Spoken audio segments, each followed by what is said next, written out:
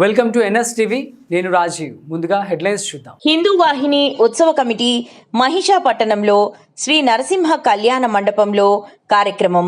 బాల Gangadhar Tilak media సమావేశం. అద్భుతమైనటువంటి వ్యక్తి. ఈరోజు మనం గణపతి ఉత్సవాలు జరుపుకుంటున్నామంటే దానికి కారణం బాల గంగాధర్ తిలక్. అలాంటి వ్యక్తిని గురించి మనం ఈరోజు కొన్ని విషయాలు తెలుసుకుందాం. అందరికీ జై శ్రీరామ్. ఈరోజు హిందూ ఉత్సవ సమితి ఆధ్వర్యంలో మన నరసింహ కళ్యాణ మండపంలో ఏదైతే ఒకానొక సమయంలో హిందువుల మీద జరుగుతున్న దాడులను మన భారత మాతను రాష్ట్ర శృంఖాల నుండి బ్రిటిష్ నుండి విడిపించుకోవడానికి ఆనాడు ఒక పెద్ద మనిషి, వయసులో పెద్ద అయినా కూడా స్వతంత్ర పోరాటంలో చురుకుగా పాల్గొన్నటువంటి మహనీయుడు లోకమాన్య బాల గంగాధర్ తిలక్ గారు. ఆనాడు ఏదైనా కార్యక్రమాలు చేయాలన్నా, ఏదైనా ర్యాలీలు తీయాలన్నా, ఏదైనా ధర్నాలు చేయాలన్నా పర్మిషన్ ఇచ్చేవారు కాదు. ఆనాడు బ్రిటిష్ కాలంలో ఏం చేయాలి, ఎలా చేయాలని చెప్పేసి ఆలోచనలతో ఉన్నప్పుడు ఎలా ర్యాలీ తీయాలన్నా, ధర్నా తీయాలన్నా కట్టడి చేస్తున్నాడు ఆనాటి బ్రిటిష్ ప్రభుత్వం. తర్వాత ఒక మంచి ఆలోచనతో చిన్న వినాయకుడిని ఇంటి నుండి వీధిలోకి తీసుకెళ్ళి కూర్చోబెట్టి అలా వినాయక మండపాలను ఏర్పాటు చేసి జనాన్ని పోగు చేస్తూ మన హిందువులందరినీ ఐక్యతగా ఒక వేదికపైకి తీసుకొచ్చే దిశగా ఆయన అడుగులు వేశారు.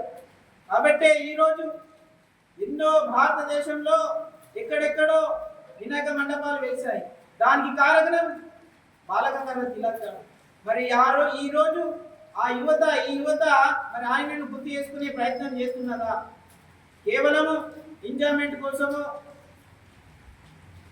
మాత్రమే ఈ యొక్క మండపాలను ఏర్పాటు చేస్తున్నామే తప్ప మనలో ఐక్యతని, మనలో కులాల నుంచి విభజించి పాలించని బ్రిటిష్ యొక్క నినాదాన్ని ఇంకా మనము పాటించే విధంగా ఉండకూడదని చెప్పేసి ఆయన కులాలకు అతీతంగా అందరినీ ఏకం చేయాలని ఉద్దేశించి ఈ యొక్క నవరాత్రులను ముందుగా ప్రారంభించడం జరిగింది. మనము దాన్ని ఒక కుల పరంగానో సంఘ పరంగానో దాన్ని మనం నిర్వహించుకునే ప్రయత్నాలు ఈ రోజుల్లో ఉన్నాయి.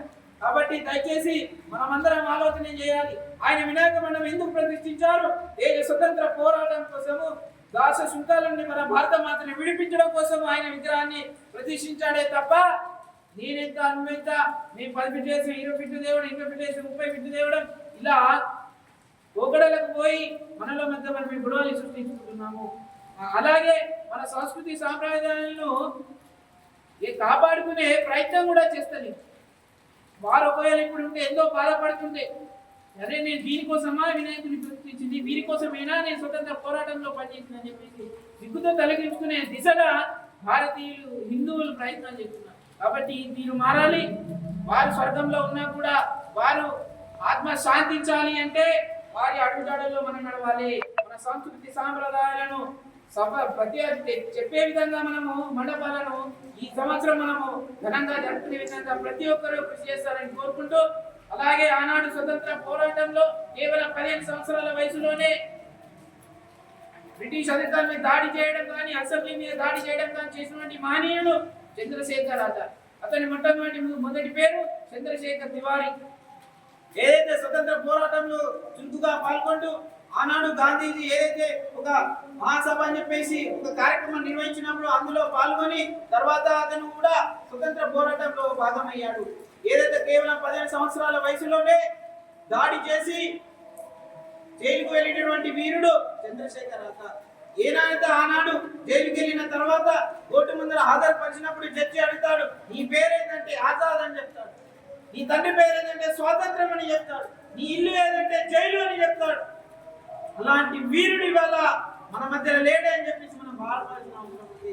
కానీ ఆయన అడుగుతాడల్లో కనీసం మనకు 1% అయినా నడిచే ప్రయత్నం చేయాలి. ఆనాడు నుంచి ఆయన చంద్రశేఖర్ ఆజాద్గా పిలువబడ్డాడు. అలా మాట్లాడిన దానికి ఆ 15 సంవత్సరాల వయసులోనే చంద్రశేఖర్ ఆజాద్ 15 కొరడా దెబ్బలు పిలిపించారు. అది కేవలం కొరడా కాదు, అలా చర్మం మీద వేస్తే చర్మం ఇట్లా ఊడి వస్తుంది. అలా దెబ్బలు తిన్నా కూడా ప్రతి ఒక్క దెబ్బకు వందే మాతరం